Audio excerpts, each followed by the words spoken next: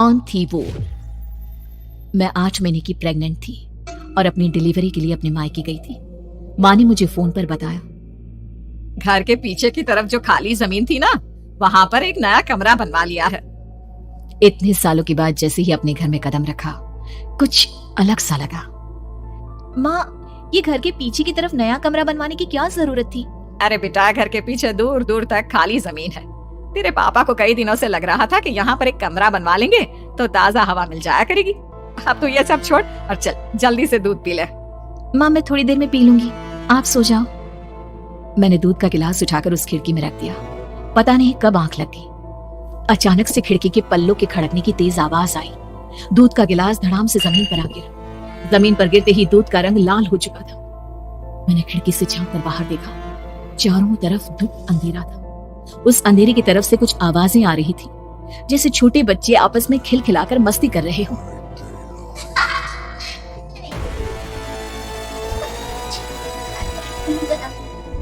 इतनी रात को इतने घनघोर अंधेरे में बच्चों की आवाज कैसे आ रही है?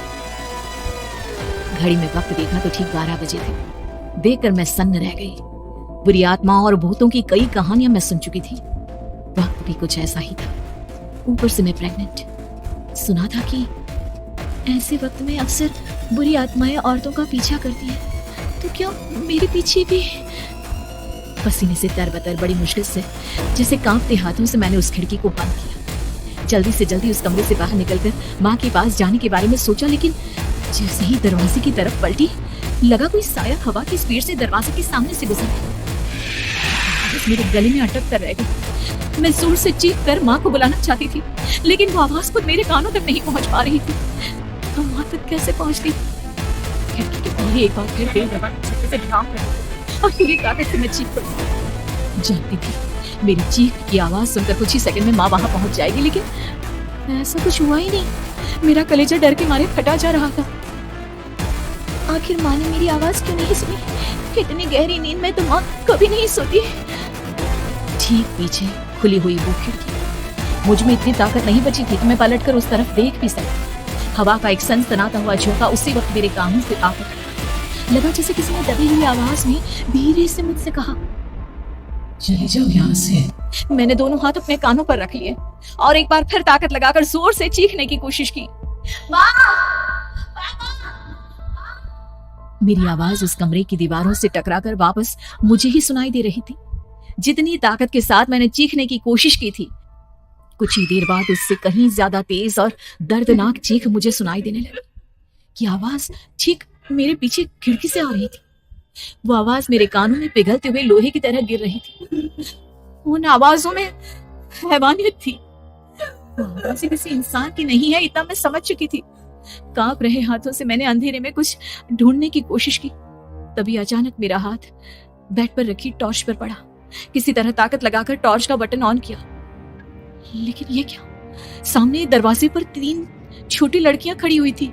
उनके हाथ में स्टील के चमचमाते हुए चाकू थे। मैं घबराकर लड़खड़ाई और पीछे की तरफ हटी, लेकिन तब तक वो मेरे पास आ चुकी थी। उनकी गर्दन टेढ़ी थी और उनके हाथों के वो चाकू मेरे पेट को निशाना बनाने को तैयार। मैं जोर से चीखी, नहीं, छोड़ दो मेरे बच्चे को, मत मारो, मत मारो, छोड़ दो मेरे बच्चे को। सोनाली, सोनाली, क्या हुआ बेटा? तू इतनी डरी हुई क्यों है? उठ बेटा, क्या हुआ? हड़बड़ाकर मैंने अपनी आंखें खोली। देखा तो दिन निकल आया था। माँ मुझे जगा रही थी। मेरा चेहरा पूरा पसीने से लथपथ था। क्या हुआ बेटा? तुमने कोई बुरा सपना देखा क्या? मैं अभी तक अपने पूरे होश में नहीं थी। वो मेरे बच्चे को मार देगी माँ। वो लड़की मेरे बच्चे को। मैंने घबराकर अपने पेट को छुआ। सब कुछ ठीक था।